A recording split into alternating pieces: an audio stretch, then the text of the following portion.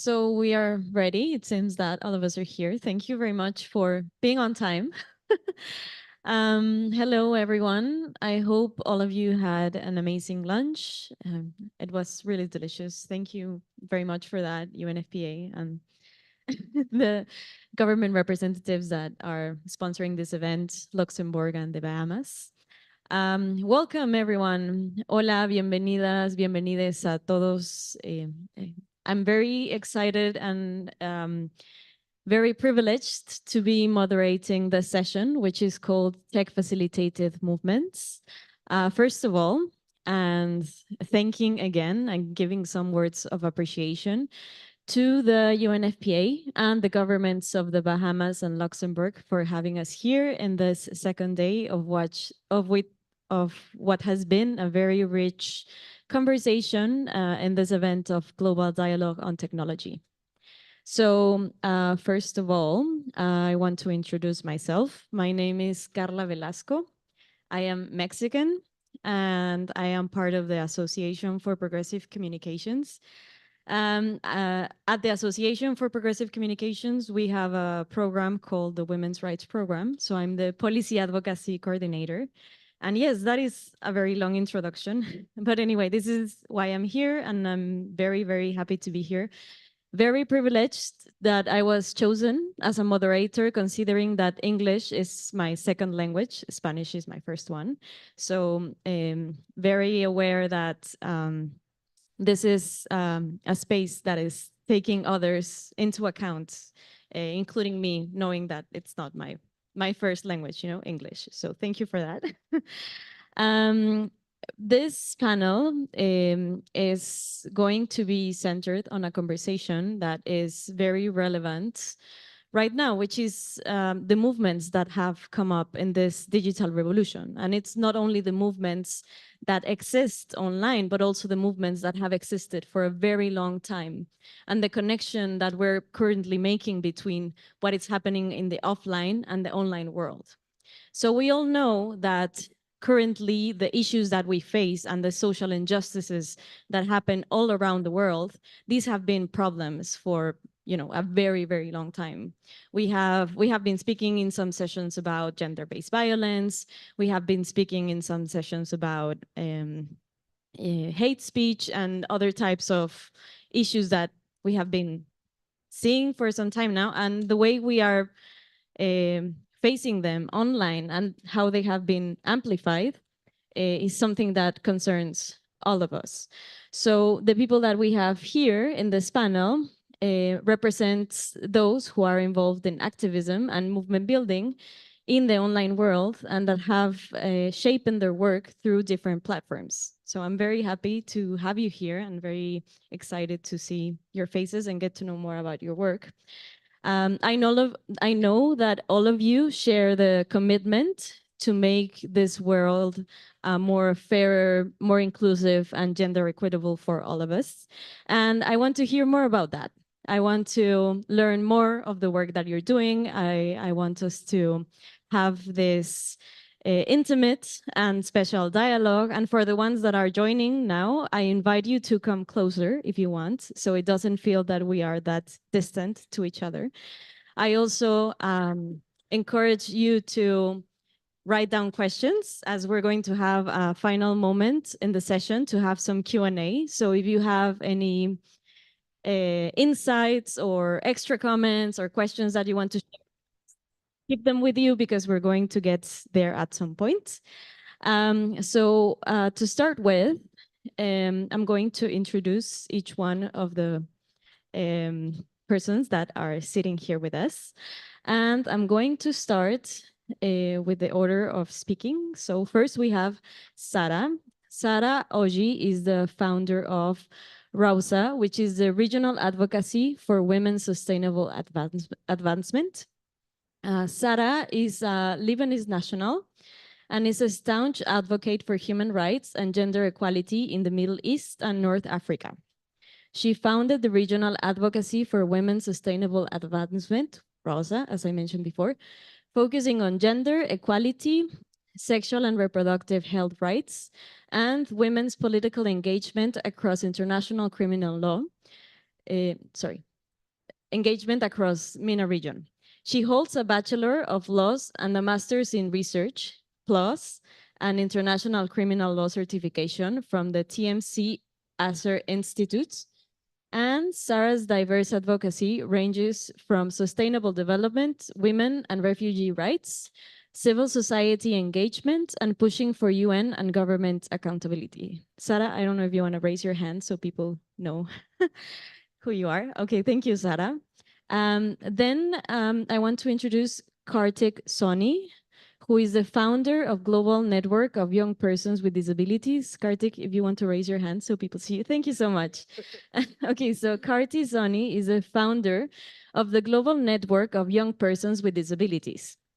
He leads a pioneering initiative that champions the rights and inclusion of young people with disabilities worldwide.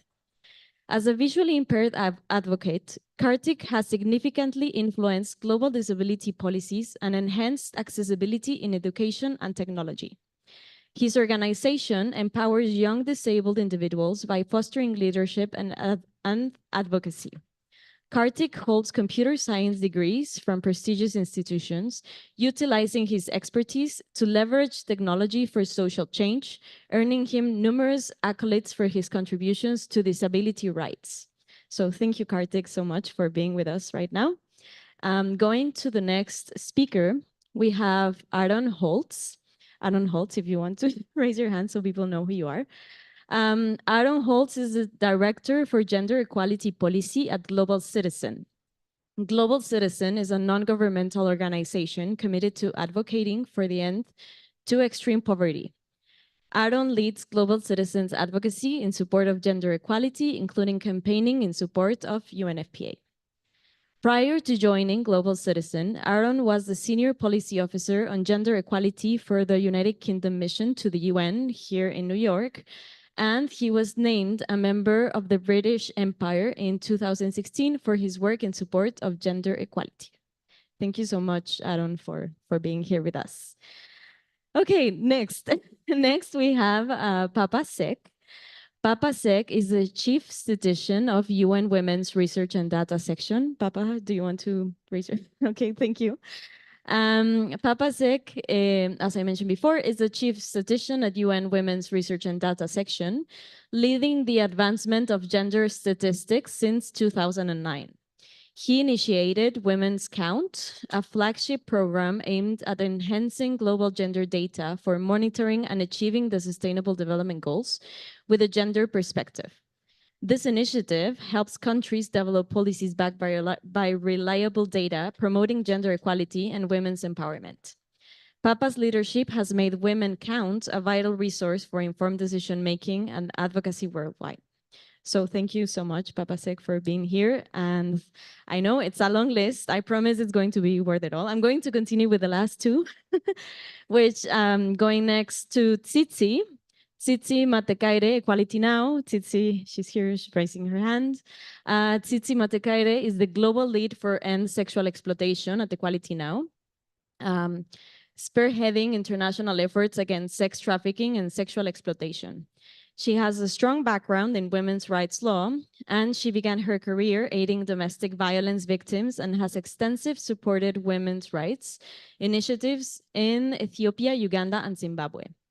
Tsitsi holds a Bachelor of Laws from the University of Zimbabwe and Master in Human Rights Law from the University of Nottingham. Her influential work is widely recognized and published. And last but not least, a special guest, Caitlin Tierney, if that's correct. Caitlin Tierney is the co-founder and CEO of Diverting Hate. She leads an organization dedicated to fighting online hate speech and enhancing digital safety. Under her guidance, Diverting Hate has created advanced tools and educational programs to help individuals, communities, and businesses counter digital harassment. And she's a committed advocate for internet safety and digital rights. Caitlin collaborates with tech companies, policymakers, and grassroots organizations to foster inclusive online environments and influence policy. Her entrepreneurial skills and deep understanding of digital platforms have propelled her organization's growth and established her as a prominent figure in combating online hate. Thank you so much. Thank you, all of our guests that are here. And I do say, I know I read the bios, but it's super important to hear all the relevant backgrounds that we have right here. And I just wanted to make justice to the work that the people are doing, because it is truly remarkable, you know, the people that are in this panel. So thank you very much for this listening. Right now, we're going to start the conversation, the dialogue, first getting to know the context and the type of movements that you represent. So I'm going to give the mic now to Sara. Sara is here, and you can perhaps reach for the mic. I think it's on. Sara, it is amazing to have you here. And I know that um, in the work that you do with sexual and reproductive health rights and the platform that you have in the MENA region, building feminist future involves strong regional networks. So we want to hear more about that. The question that I have for you is, we know that Rosa has used digital platforms and technology to strengthen regional collaborations. Um, what are the efforts and regional collaborations that Rosa is doing in advancing sexual and reproductive health rights across diverse communities? And what are the main challenges, and how has collaboration been built across these regions? Thank you. Yeah, thank you so much, and thank you for the introductions and facilitating this session. So Rausa does this through developing two major apps. This is our technological intervention. One is based in Egypt, and the other one is a regional app. They're going to be available in 3 languages, including Amazigh and offline. So women in rural areas are able to access information that's reliable on SRHR. And through organizing online advocacy campaigns and efforts, including telemedicine promotion, also online resources through digital repositories where research reports and best practices on SRHR are shared. And Rausa also fosters collaboration through partnerships, inclusivity in digital content, capacity building to ensure effective engagement of stakeholders. The main challenges, however, that we face, the number one challenge has to be the technological infrastructure. There's inadequate technological infrastructure, which manifests usually in weak, interrupted, limited access to Wi Fi and electricity in most areas. This hinders the smooth operation of online meetings and online advocacy campaigns, and to get our messages across and to foster proper engagement, especially in rural areas or marginalized areas. The second challenge has to be the language barrier and cultural sensitivity, where digital content and platforms aren't always accessible and inclusive in different languages or fit to cultural contexts and sensitivities. This poses challenge in terms of effective communication and engagement. Also, one of the most important challenges that we face has to do with security and privacy, where the security and privacy of data is compromised, where it's not always ensured, and sensitive information related to SRHR can be leaked, where women are discouraged to share their information or participate.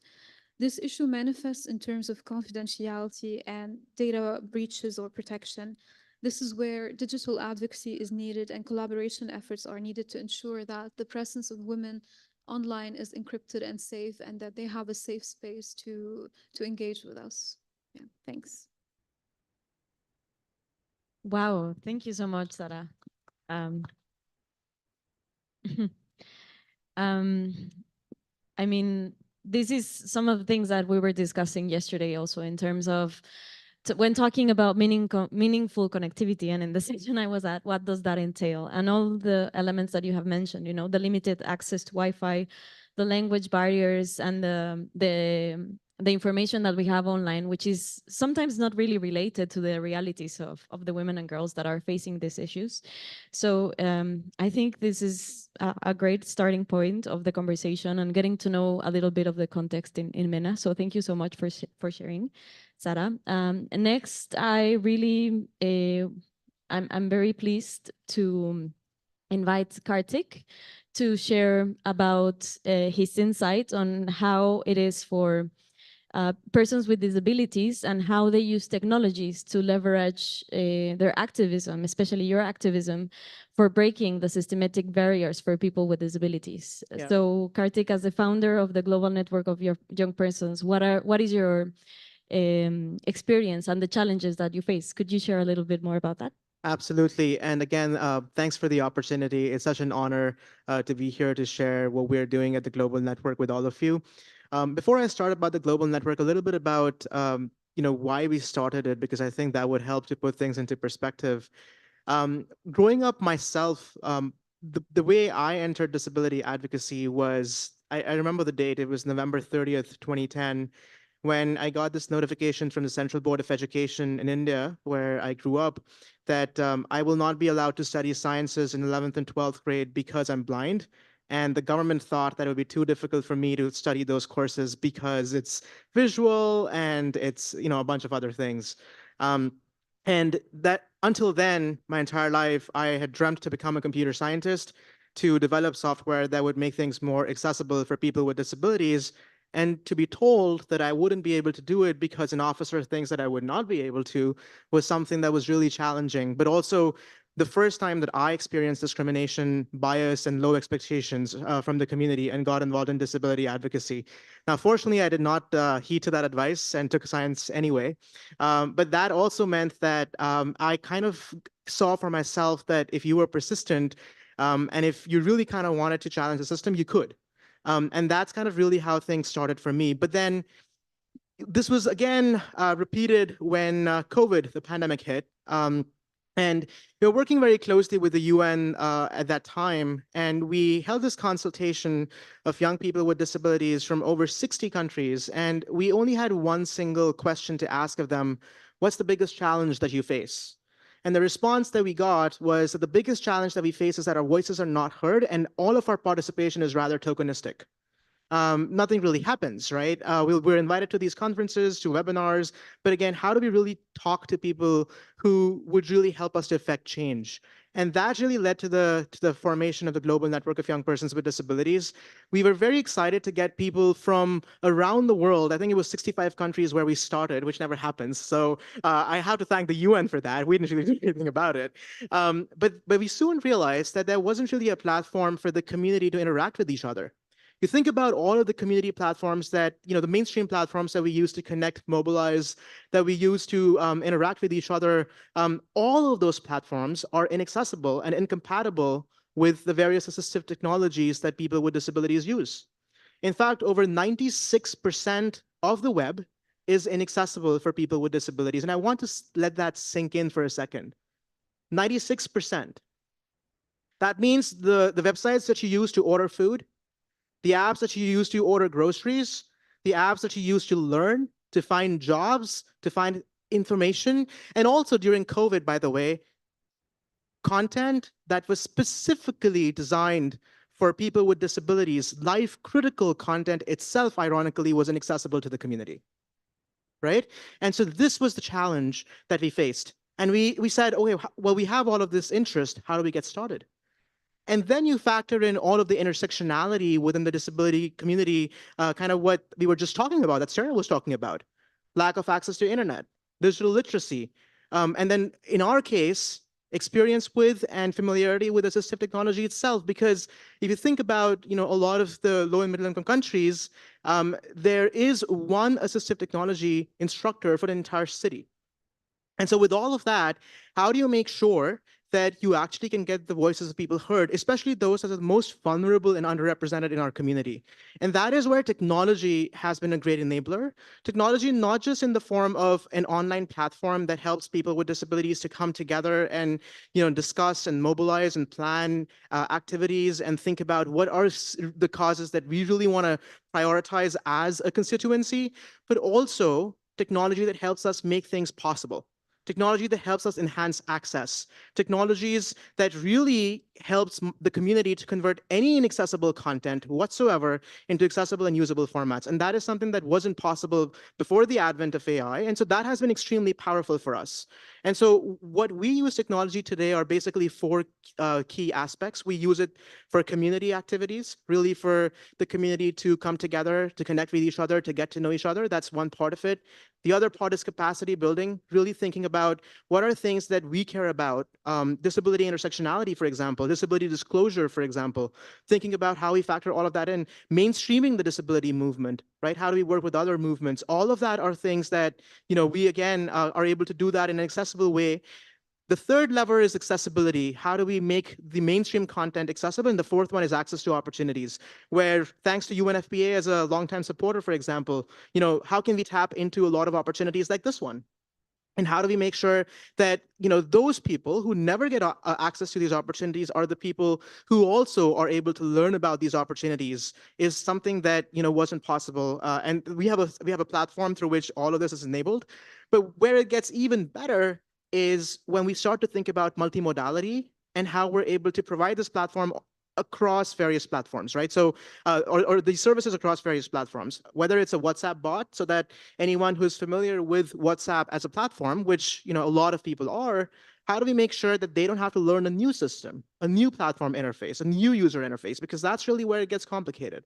For people who don't have access to internet, how do we make sure that we can leverage text-to-speech, speech recognition, language understanding, and all of the things that are coming about with, the generative AI that we talk about? How do we make sure that that is exposed to an IVR, but not the typical IVR where you press 1 for something and 2 for something, but something that can understand natural language and natural speech? How do we make sure that we're able to provide that information and also help them communicate with those who do have access to internet?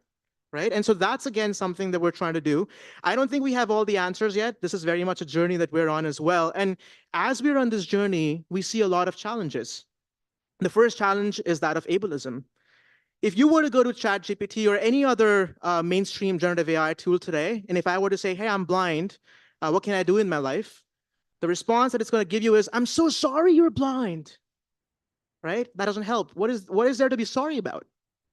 I'm blind, and that's an identity that I'm proud of, right? And so that is inherently built in because these models have been trained on all of the data on the web, which inherently is biased, right? And so how do you make sure then that, what we have for the community, which of course is going to disappoint a lot of people and is going to perpetuate the low expectations that already exist in our community, how do we make sure that we get over them and really make this something that is more inclusive at its core? Right? So that being one of them. The other one is Esa really, es una de ellas. La otra, and that's a big one. esa es grande, The point of this platform is to provide accessible. porque el propósito de la What is that plataforma information is made up information that es la generative AI has just información made up. Doesn't help que se anyone. inventa, no le sirve a nadie. Again, how do we make sure? But Pero also, luego, ¿cómo nos the other thing aseguramos? to remember is that a lot Pero of these también la people otra are cosa que hay que in recordar es que rural areas, and I can't give them citations. no Oh, puedo go dar read this citas article, kind of what enterprise systems de do. los So sistemas. challenge is inherently different. Entonces los retos How do son you un poco ensure difíciles. the information that you're Que la giving is información, correct? How do you limit cómo when limita uno cuando might habla be incorrect? And how do you do then human in the loop? y Get an cómo hace expert uno esto and let them do the talking to ensure that the information is para absolutely. asegurar de que la información. And the third one is really focused Y on el tercero se I think, enfoca Sarah made that point as well, which en lo is que dijimos it doesn't help if you anteriormente, basically give someone in rural Kenya or rural India a Wikipedia article. They're not going to be able to understand it. So how do we make sure that we use the same terminology, the same kind of language that they use, all of that, the same tone that they can relate to? So, and then of course you have to think about privacy and sensitive information, especially in our cases with non-apparent or invisible disabilities, where people may share information, or especially when you think about intersectionality, about, for example, sexual and reproductive rights and health as it relates to young women and girls with disabilities. That's not the kind of information that, of course, we can take lightly and have to ensure that there's privacy there, especially when, on the ground reality is that a lot of people. la realidad es que So there's a lot that, continues to be a challenge, and we think about these questions every day and think about what design decisions would be something that would be decisiones amenable. son But las one of the que advantages tenemos que that we tomar. have that I'm really excited about is all of this is created for and by young people with disabilities. Right. And so our community inherently is involved in thinking about these problems, identifying these problems, but also brainstorming and prototyping, testing, designing, deploying all of it, the entire life cycle is by young people with disabilities, which really makes the difference, which again leads me to the point about Esa es la I diferencia. think there's a lot of potential that these technologies have. I wouldn't be able to really bring in all of the benefits to my community if it were not for generative AI and for technology, right? However, it also leads and raises a lot of questions and challenges about how do we use it in a way which is responsible? How do we design it in a way where it's accessible and inclusive to everyone? So again, I don't have all the answers. Very much on a journey, but again, excited about where we're going with this, but also mindful of the various challenges and thinking through those challenges within the community, but also as all of us, my panelists, with my panelists today, thinking about how they are thinking about them in their communities as well, so that we can all learn from each other and then adapt it to our own communities and perspectives as well. Thank you.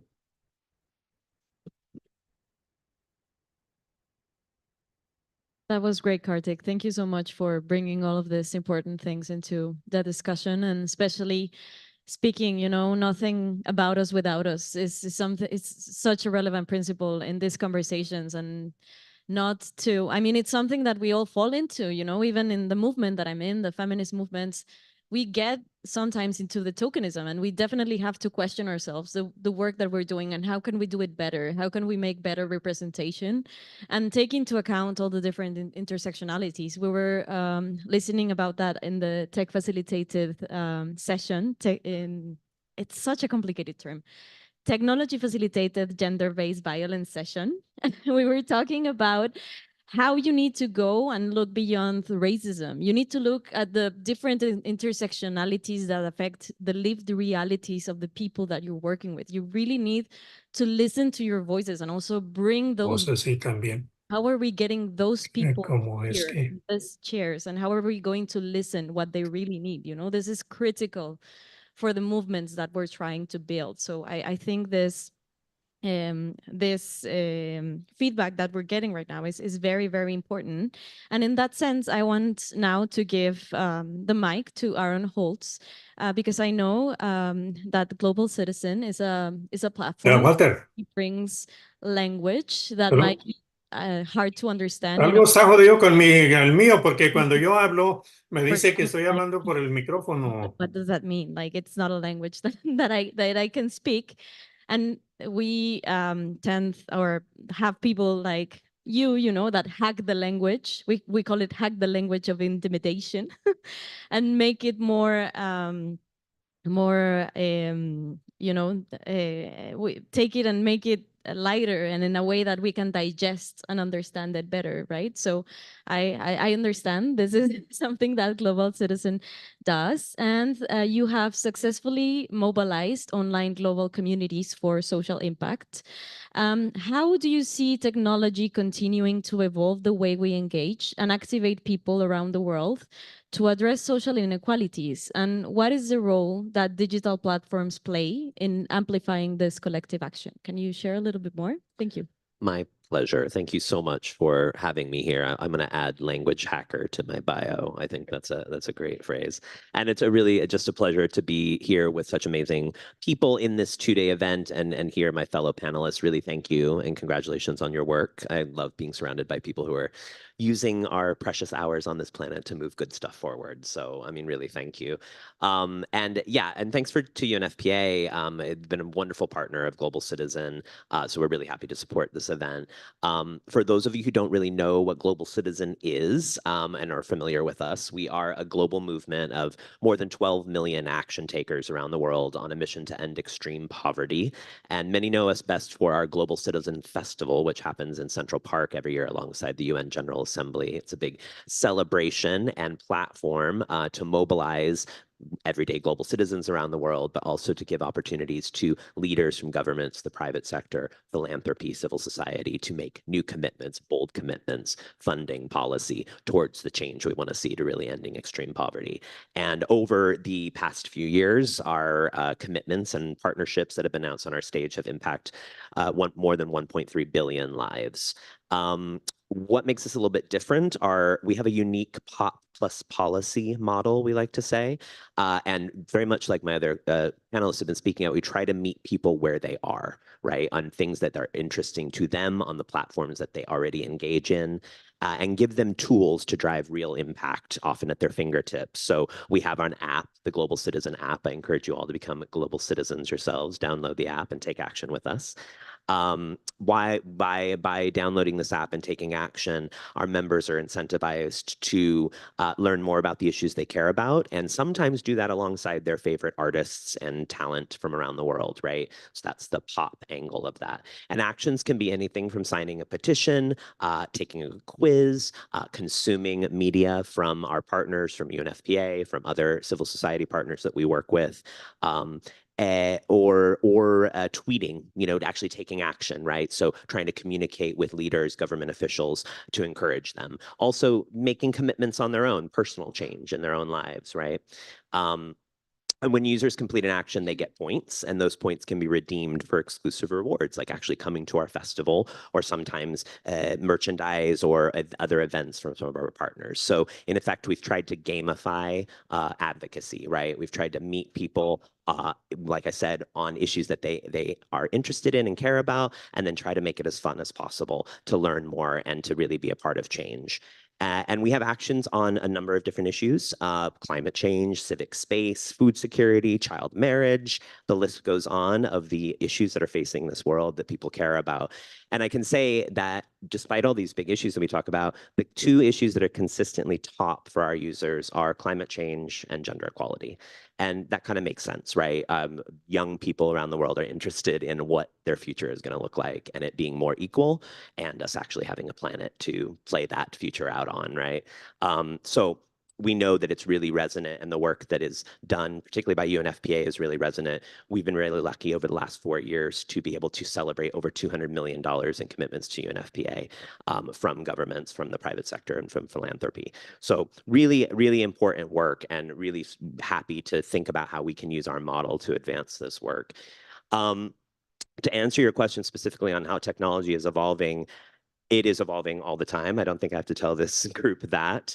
And like I said, we try to evolve our own approach to meet our audience where they are every year. We just re-upped our app to a version 2.0 with the approach to try to make it the Duolingo for advocacy, to try to, like I said, gamify it, but also create patterns of behavior, which people, young people are signing into Instagram every day, right? How can we get them to sign into a platform that's guiding them towards action in the same exact way? And we have to continue to evolve our social media and press strategies in line with ever-changing media landscape and consumption habits. I can say a couple years ago, it was in fashion to tweet at leaders, right?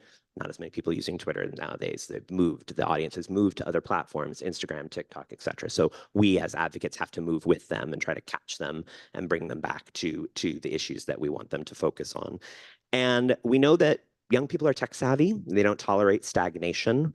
And so it's critical to refine these messaging and find new avenues of communicating the imports, particularly of gender equality and sustainable development audiences, in a way that spark their interest. So I think that's the first lesson is the same message isn't going to resonate with different audiences, right? So sometimes you have to use humor, curiosity, compassion, convincing evidence. Sometimes it's just about enlisting a celebrity that they care about to make that point, to get them on board to start thinking about it, right?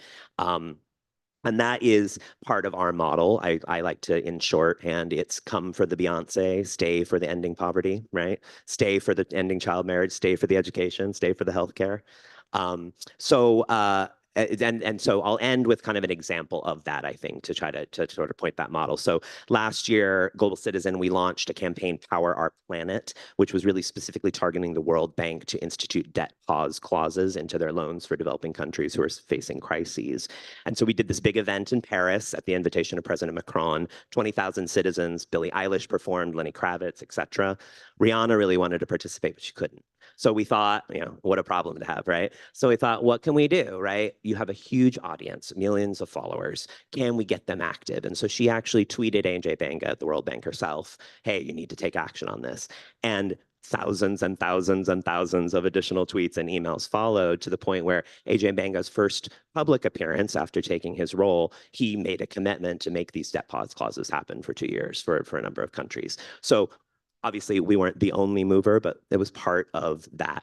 It was a special ingredient of that campaign to be able to utilize social media in a way that, you know, resonated. And artists not always are going to be able to do that, but this one made sense because Rihanna got it, and we were able to show up, give a platform for her to be able to communicate with her audience in a totally different way. So I have millions of other examples of that sort of kind of mobilization, but that's just one way that social media, which we also often think of as a kind of a virus on our society, can actually be used for good, right? But I'll stop there. Thank you. Yeah, no, thank you so much, Aaron. And you were very concise in the way that you were saying it's not only about hacking the language, but also how you share the language, the communication, the way you do the advocacy. And I think this is key. And for that, something that I, after hearing Kartik, and it's also something that is missing in our different movements, is resource mobilization. We need the money, you know, the money that sustains many of the movements that we're behind or that we are representing. And especially because sometimes it is so hard, you know, to explain the way we want, you know, to use this money in order to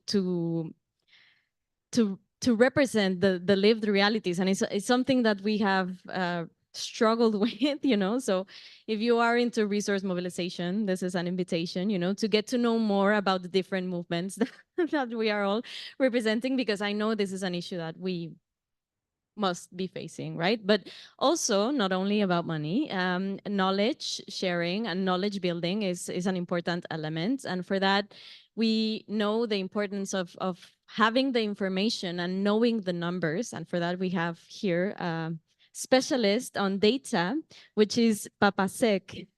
And Papasek is here with us. And as I mentioned before, he's the chief of UN's Women's Research and Data.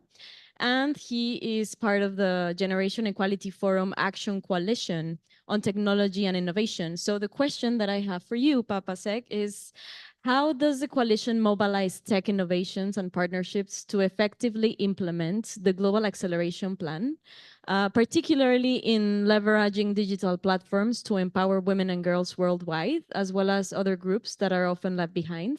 And what are the main challenges and lessons learned? Great. Thank you very much, Carla, and thank you to UNFPA colleagues for inviting us. We are tied at the hip in the UN, so these two agencies. So it's really a pleasure to be here. This was supposed to take place in 2020, but because of the pandemic, you know, the Generation Equality Forums in Mexico and Paris took place in 2021. And these were groundbreaking moments for us. This was the first time, for example, that tech and innovation came up as a global gender equality priority at an international event of that scale. And this wasn't a given, right? So we had no idea that tech and innovation was going to make it. It was more of a long shot, I would say. After all, we had only 6 coalitions to play with: gender-based violence, economic justice and rights, sexual and reproductive health and rights, you know, for which UNFPA is a leader. We have then feminist climate justice and feminist movements. But there were also lots of other topics on the table, education being an example, peace and security being an example. But in the end, tech and innovation made it. And that really, I think, again, was quite visionary, because, you know, the pandemic then later showed us why. Right? It showed us that the unconnected have in many ways become the new face of gender inequality.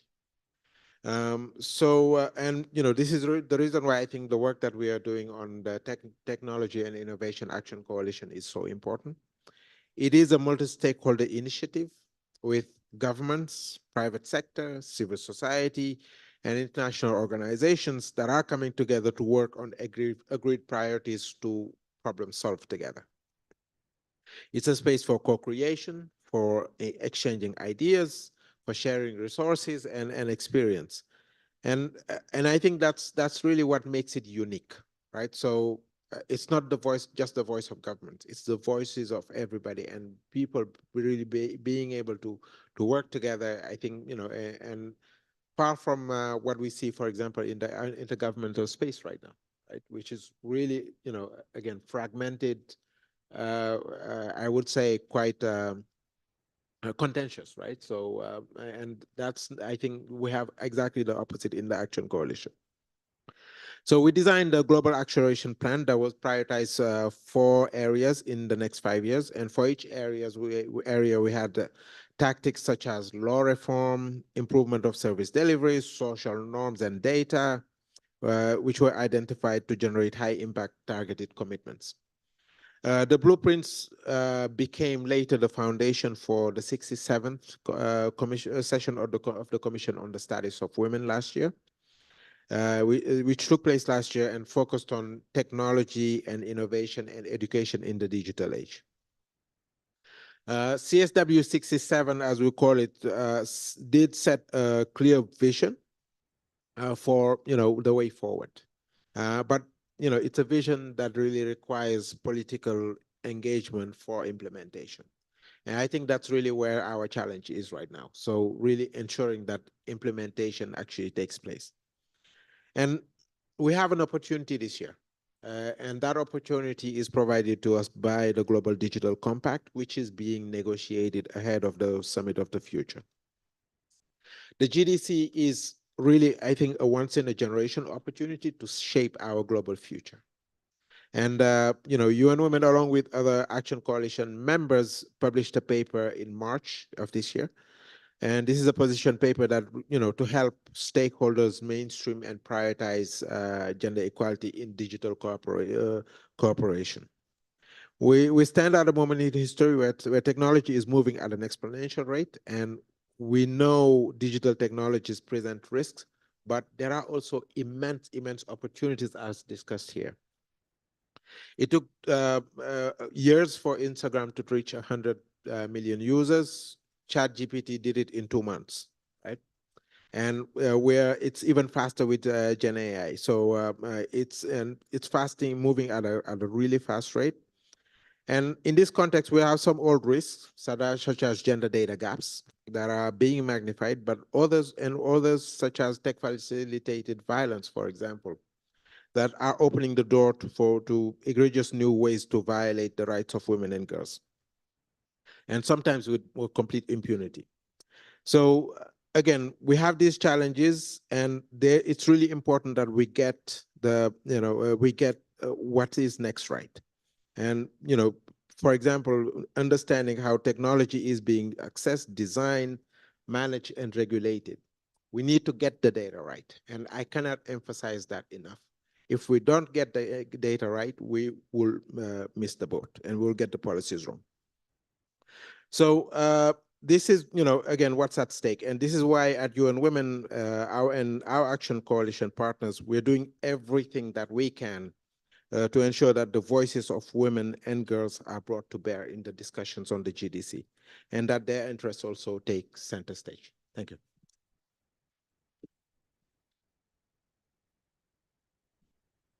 Thank you so much, Papasek, for that important intervention, for mentioning what is currently happening right now in the digital sphere and the policy making of the digital sphere and what we know as a online world, you know, the Global Digital Compact, which is coming up, and the Summit of the Future. And this is a topic that goes close to my heart because I have also been participating in the process. We have been trying, you know, to get it right. We have been organizing different consultations together with UNFPA, UN Women, even Equality Now. And I know Tsitsi will speak more about it. So I'm going to introduce Tsitsi now.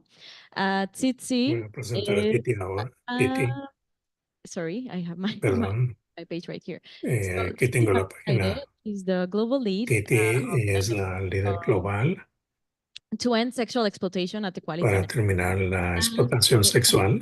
that we're moving Y to estamos moviéndonos conversation, we're going to talk about specifically Hablar about how específicamente de cómo so Tsitsi is going to share a bit more about that.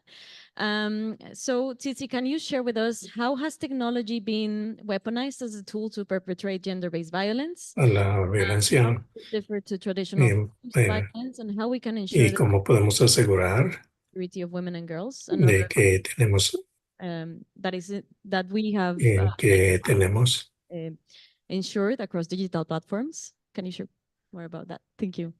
Yeah, thank you so much, Carla, for fantastic model. gracias And thank you for, to my gracias fellow panelists as well, for por insights, around your estas what you see de lo que vemos around these issues. sobre estos temas. For your question, Carla, I think I'll speak to Voy equality a now, hablar de on working on these issues of violence against women and la violencia contra las mujeres some of the work that we are doing to y de lo que estamos haciendo women's movements around en los movimientos. Equality Now is an international human rights organization that is que advocating for está systemic defendiendo violence and la violencia sistémica women and girls. We use contra the mujeres y power niñas. to bring about systemic change. Utilizamos esto para traer el cambio sistemático on international human rights frameworks and ensuring that those frameworks become a reality for women and girls and other groups at a local level, so that women and girls can, truly enjoy the rights that we have in our international human rights frameworks.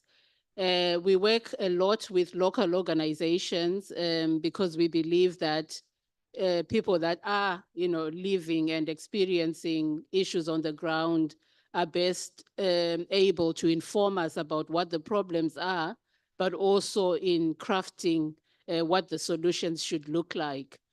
We work on a range of issues that are all related to issues of gender-based violence. So harmful practices like FGM and child marriage.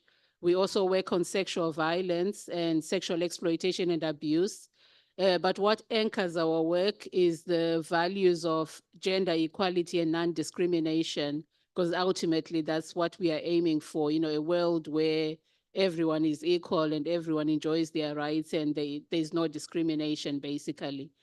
So I'll sort of anchor my response on the work that we are doing around ending sexual exploitation and abuse. So for so many years, Equality Now, we've gone past we are in our 32nd year. So we've gone past our 30th anniversary a couple of years ago. And we have, for many years been working on issues of sex trafficking, trying to ensure that international law is upheld at the local level, that governments are meeting their international law obligations.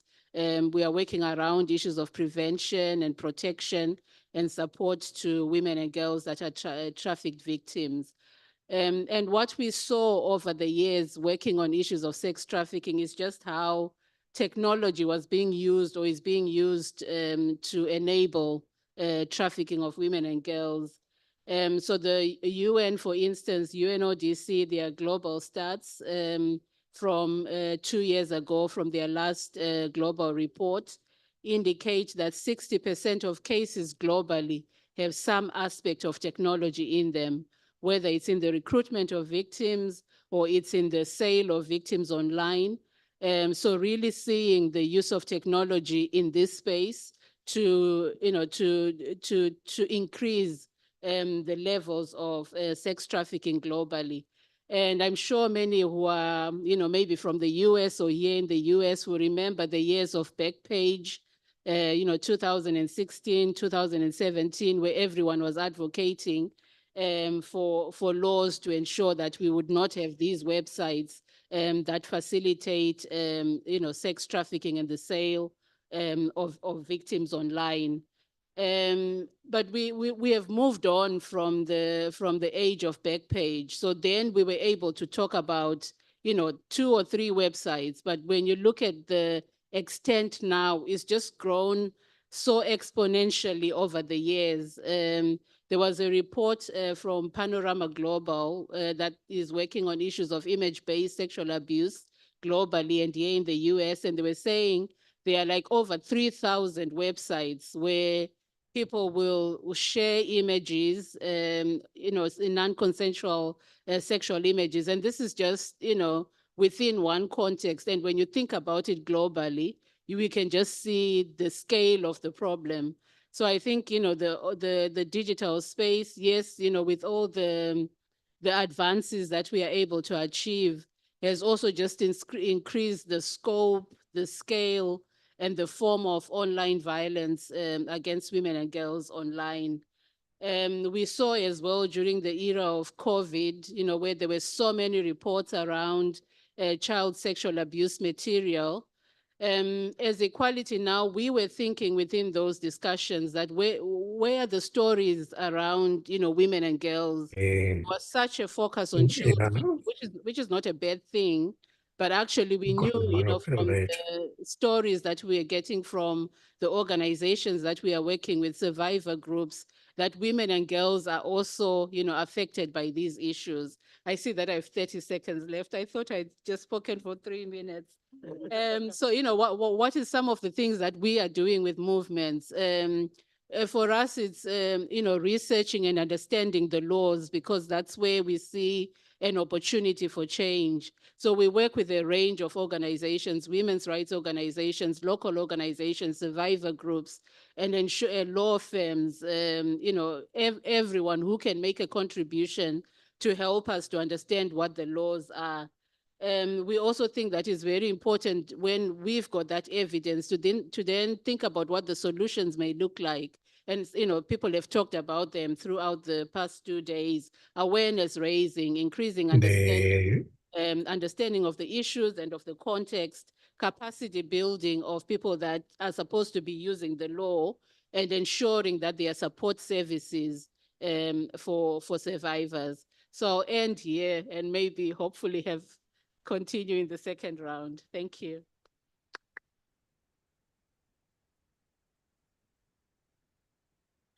Thank you, Tsitsi, and thank you for that context and background of Equality Now's work. It's something that, I mean, we have been working with Equality Now and the Gender Coalition for the GDC, but it's always really relevant to get to know the context and importance of the work that they're doing.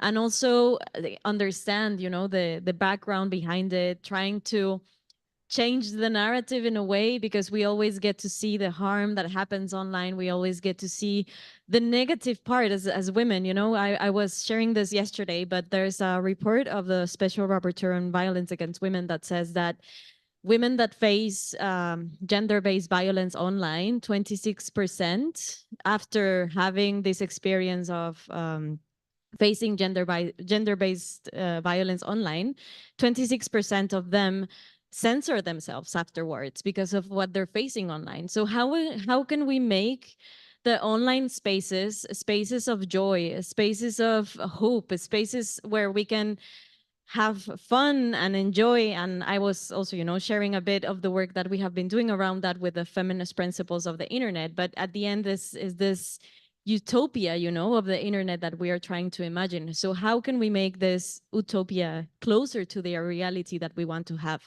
And I know we're all working together towards that. And for that, I want to introduce our last speaker in this round, which is Caitlin Tierney.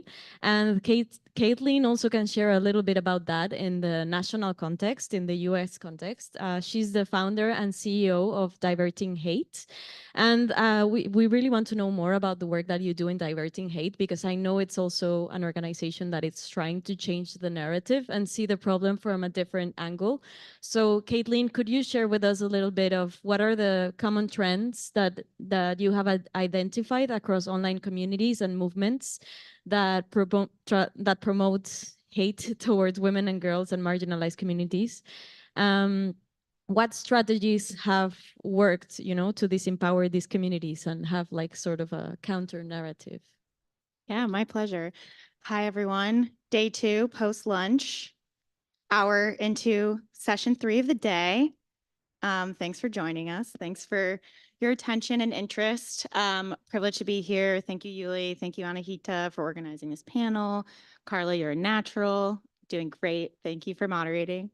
It's a privilege to be up here with such amazing minds that are doing really inspiring work from all different places of the world for many different groups. I'm going to talk about men. So at Diverting Hate is a nonprofit startup here in the US, and we're dedicated to countering hate by targeting misogynistic narratives online through the promotion of positive community building. We partner with organizations focused on men's well-being to steer men and boys away from harmful ideologies and towards meaningful and resilient community. So when thinking about tech-facilitated movements, there are the problematic and dangerous ones, but I will finish this with a silver lining of positive tech-facilitated communities that we can champion and promote and spread a wider understanding of what the full spectrum of masculinity could truly be. Through our research, which is predominantly US-based, we've identified several common trends in these online communities.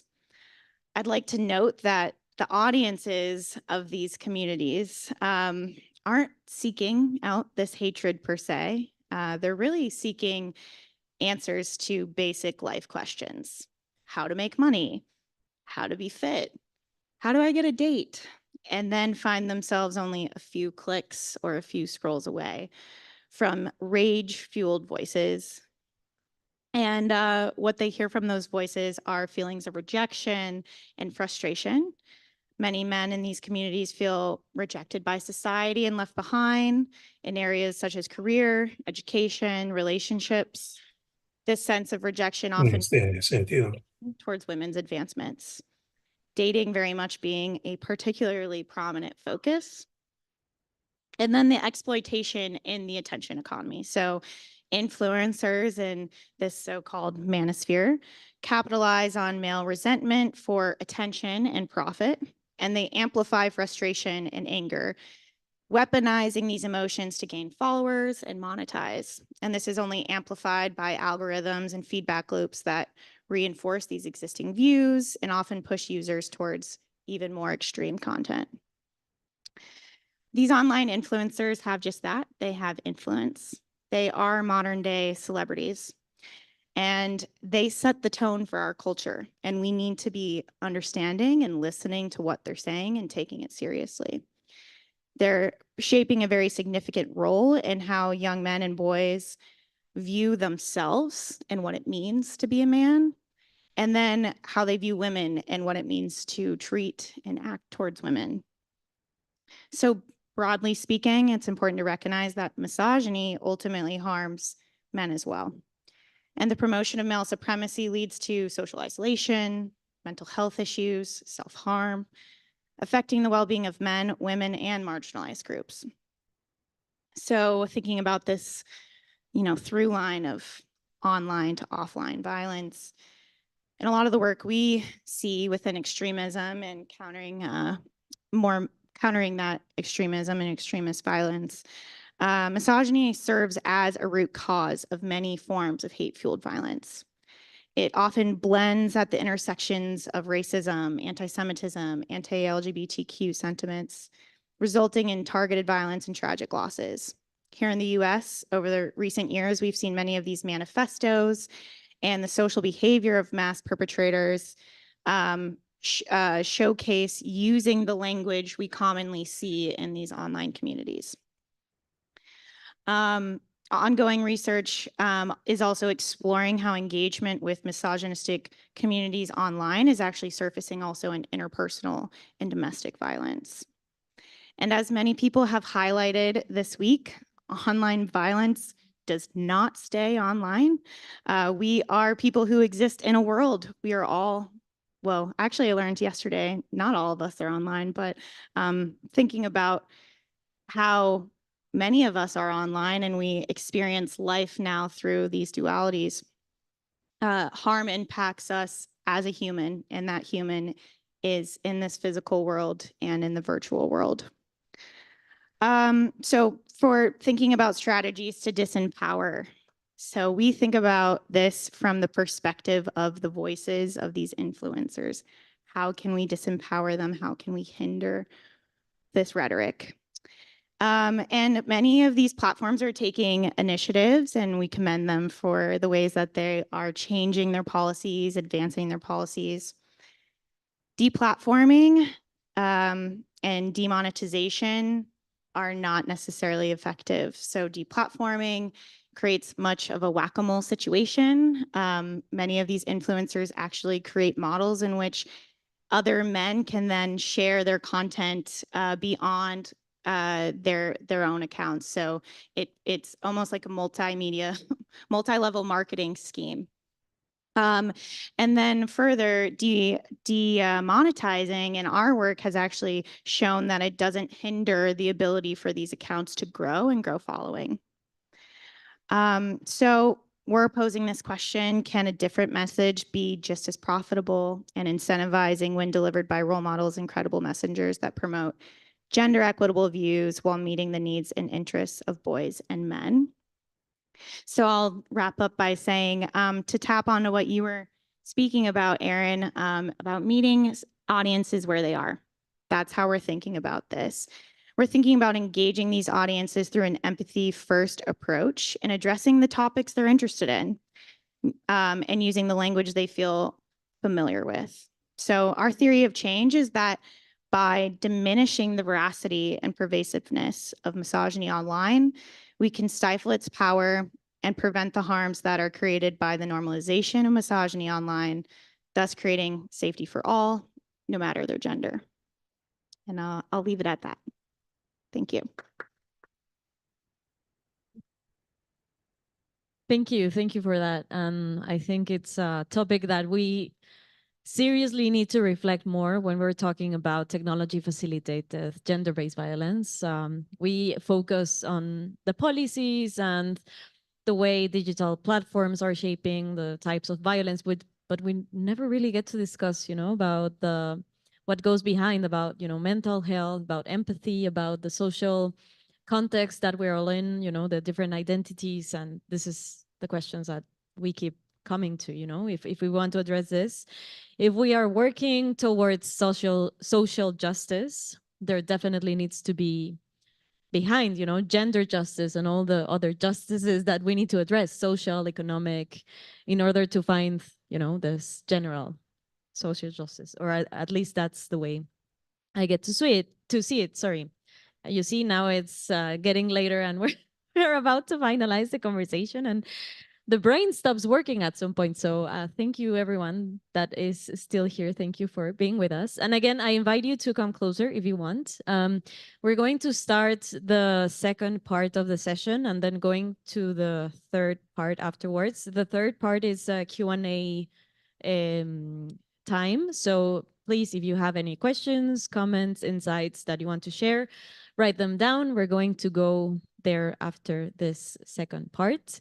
So this second part is going to be shorter than the first part. We're going to directly to the call to action and the recommendations that we want to seek. And each one of our panelists here is going to share the specific call to actions that they want to see from their perspective and from the movements that they represent. So as you can see, we have a very diverse range of movements here, very different voices, and we really want to hear, what's next? What do we need? We want to see those concrete actions and steps to move forward.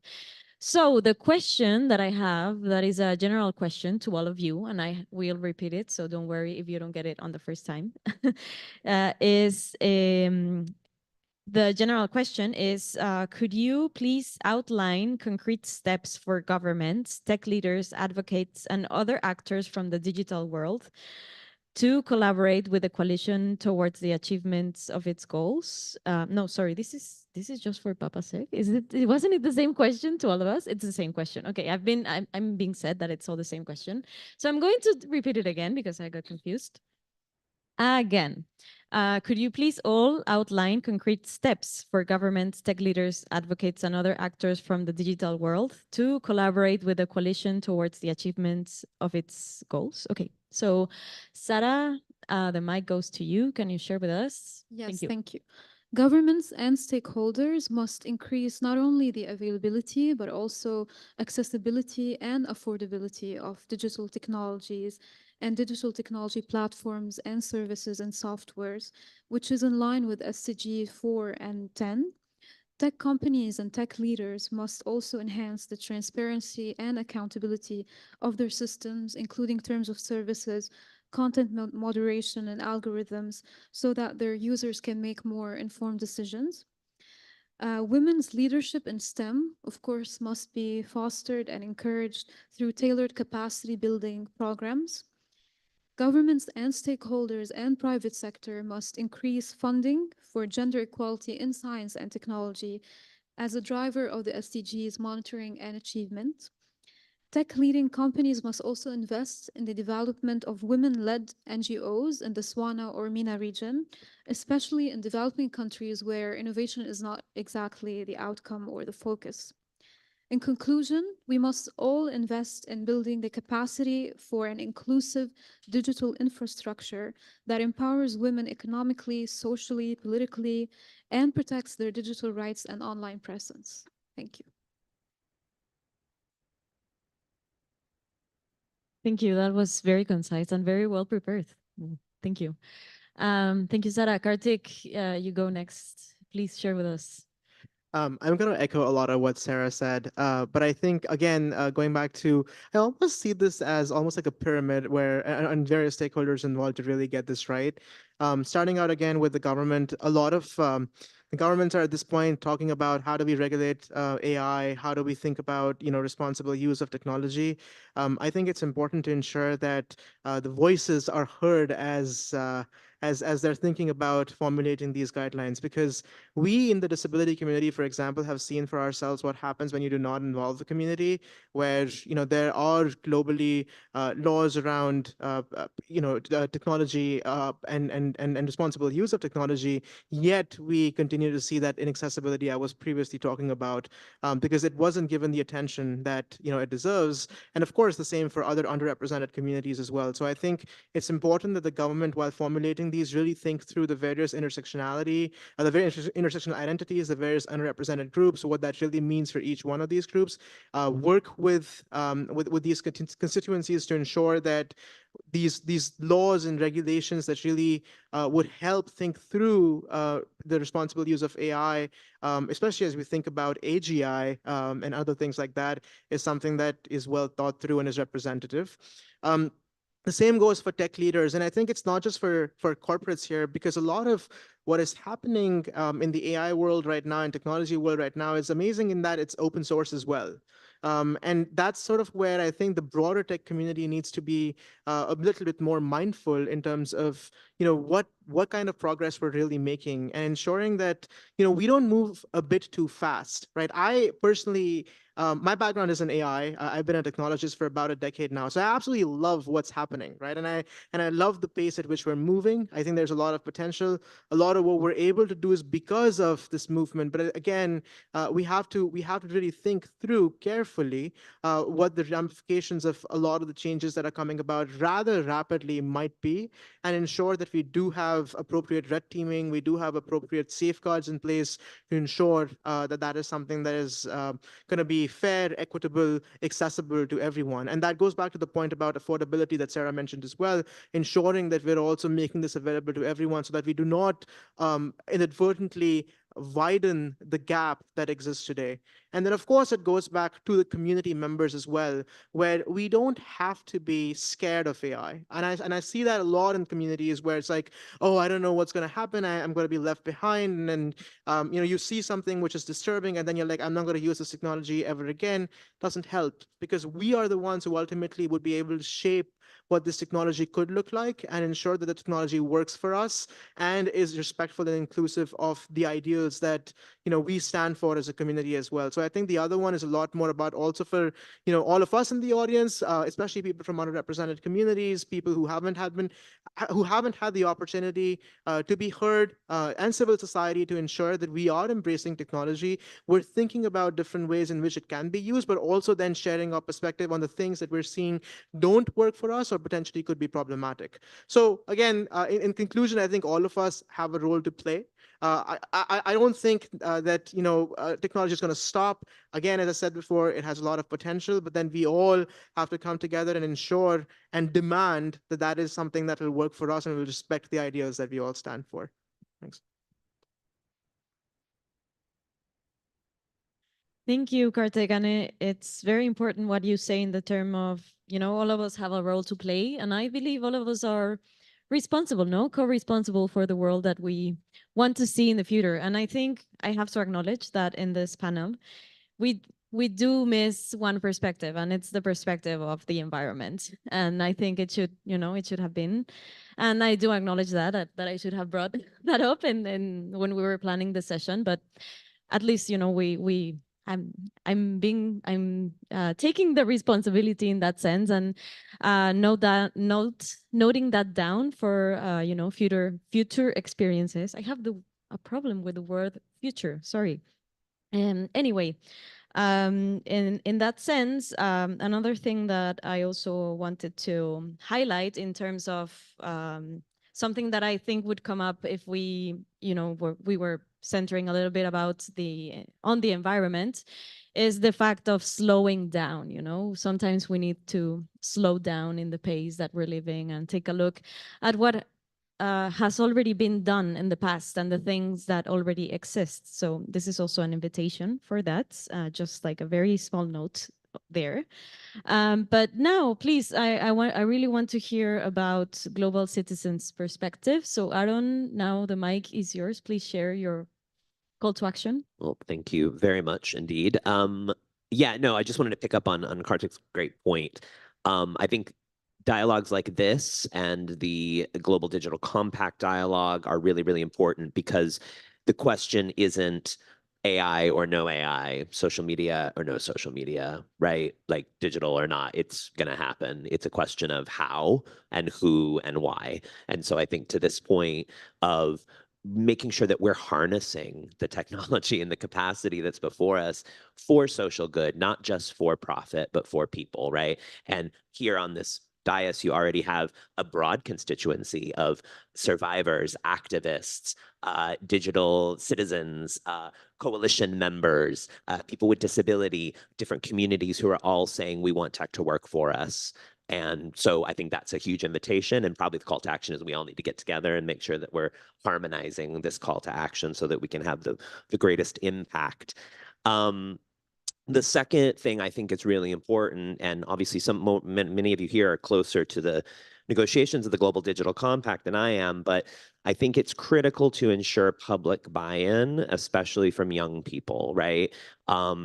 Here we are talking about the future, which is theirs to own, and the digital world of which they are often has more expertise than we do.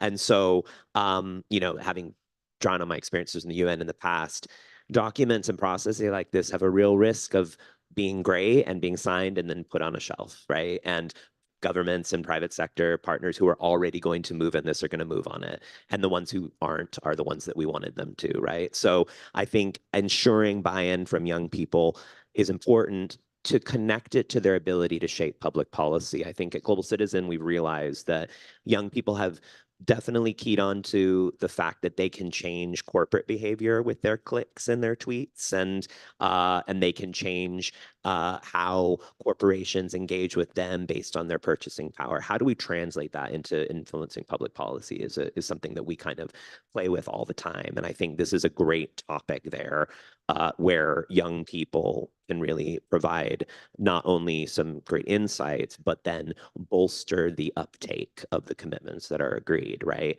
by endorsing them and understanding them better. So, if I was starting now, I'd say, I hope at the Global Digital Compact, you have a panel of gamers, you have a panel of digital content creators, you have a panel of global netizens who are using internet daily to be able to advise and be a part of this conversation. Because if we don't, then, we risk missing out on the constituency that we're trying to move.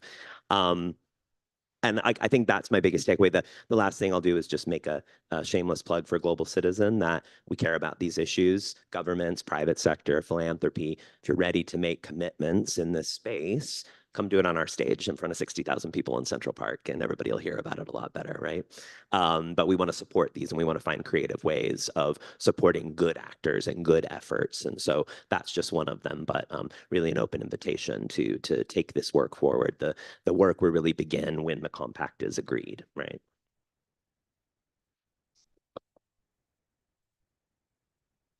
Thank you. And Papasek, you were sharing a lot how at the Gender Equality Forum, tech and innovation are very, very visible as part of the discussion, and how we need to get the data right.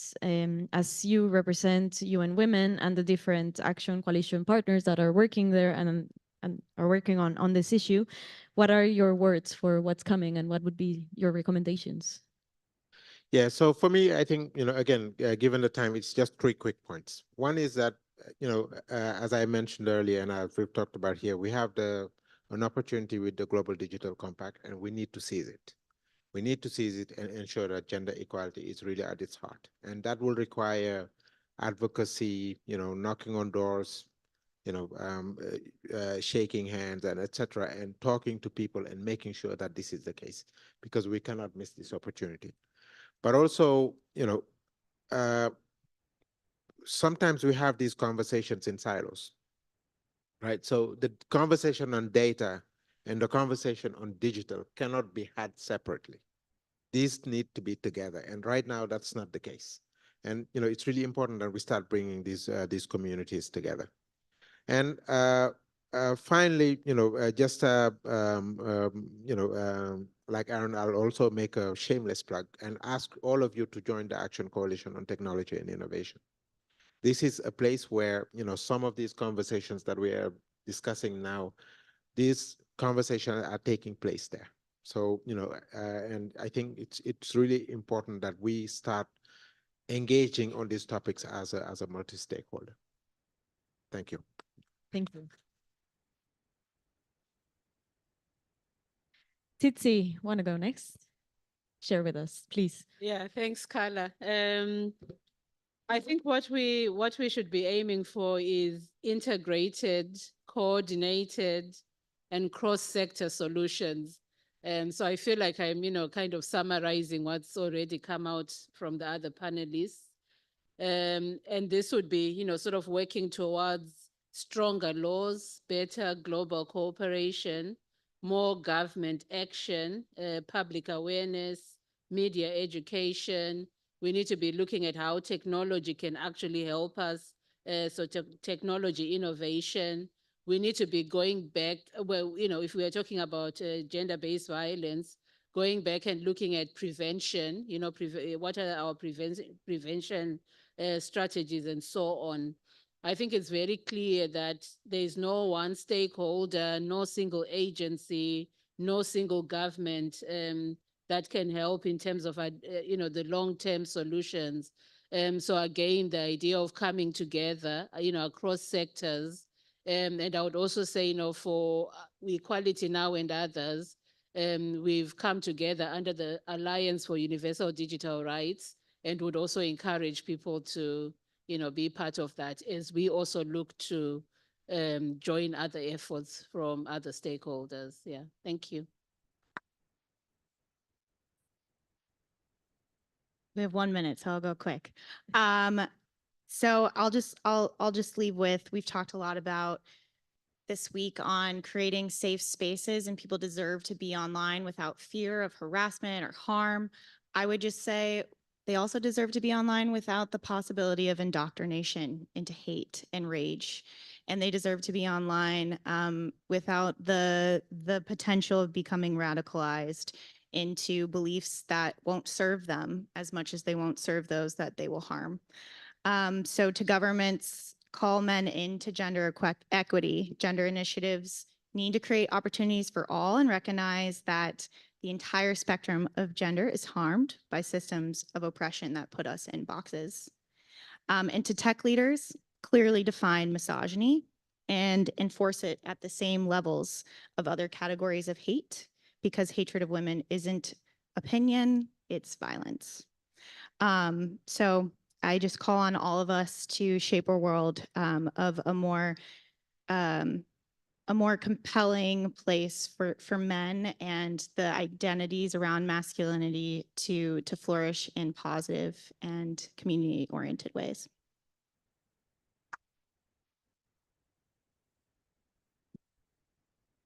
So we are on time, like with the session. I don't know if we have time for questions and answers. No, 5 minutes. I am following orders from my, from the authority of this room. We might take one or two. Does anyone have any questions, comments, insights, anything that you would like to share? Yeah? Okay. Yes. Thank you. Afghanistan, extreme case. I mean, it's just really sad what's going on there. Any insights on potential engagement or, what in this space, in the digital space, AI space, is the inequality just going to get worse and worse in these peripheral areas? Is there hope for the future in places like that? Thank you.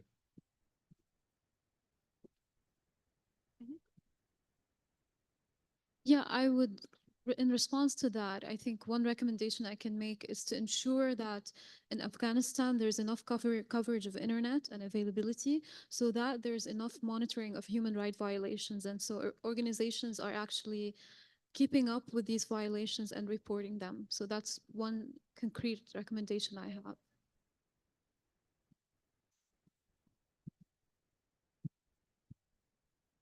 I mean, yeah, I mean, I'm certainly not an expert, but I would just second that point that we have seen in not just Afghanistan, but in other crises-affected regions, the importance of connectivity to getting out messaging, to keeping movements alive. Governments and opposition have keyed on to this as well, which is why WhatsApp gets cut off in moments of crisis and things like this, right? So I think it's a great example of, okay, you have an area that is lacking in connectivity. One, we can do some real design from the beginning on how to, actually improve these sort of systems to be inclusive from the get-go. That is one opportunity where infrastructure hasn't already been established. But second, I think it's really about this connectivity issue, and that for so many people, activists, but also everyday people, that's a lifeline. And I'll even see it in a non-crisis situation. At Global Citizen, we have offices around the world, and quite often my colleagues in Kenya and Nigeria will have to go, I have to turn off for the day because we're going to lose power for 3 hours. I'm going to lose all of my connectivity. And I can just imagine if we were all facing that sort of situation, the opportunities that are missed, right? So I think it's about moving internet connectivity and this living in the digital world into the idea of basic needs, I think, as well. As we look at what is the package of issues we're trying to ensure that every person around the world has, whether it's shelter, food, security, I think the Global Digital Compact needs to make the argument that internet connectivity and digital connectivity is a basic need in the 21st century, right? And that may inspire then more focus in the region to think about that as a tool, right? Development tool. Just to add a quick point, which is obvious, but I think it's really important. So we see what's happening in Afghanistan. It's been going on for a while, and the world tends to move on, right? So we moved on to other crises, but I think it's really important that we understand that we cannot drop the ball. So as hard as it gets, as hard as it is, I think we need to keep up the pressure on the Taliban. We need to keep up the pressure so that the rights of women and girls, not just online, but their rights are respected. And we really need to understand that that pressure needs to be there. Thank you. So I think right now the time might be up, right? So I just want to thank the speakers here. Thank you for the questions. I also question myself every day. You know, is it worth it? What I'm doing? Am I losing hope? But no. After listening to people like you here in this panel, I definitely feel more hope. I definitely feel that spaces like this help us connect more. I truly admire the work that you do, each one of you. I know, and for sure, for the words that you have been mentioning, is that you do care, you know, you really care about this issue. And care is such a vital and important element for all the work that we do. So just a small moment of appreciation, of being present, of caring, of being here. Progress is slow. Progress is very slow. Sometimes we need a lot of patience. Sometimes we feel that we are not moving forward, but we are definitely moving forward, or at least that's how I feel after listening to you. So thank you so much for your voices. Thank you for representing the different movements that you are representing. And I hope that we can keep connecting in the future. I hope that people in this dialogue get the opportunity to know each other. And from that, this conversation builds in the movements that you're pushing. So thank you so much for being here. Thank you to the ones that are present, and I hope you really have a nice day. It's about to we're about to finish. So thank you for being here.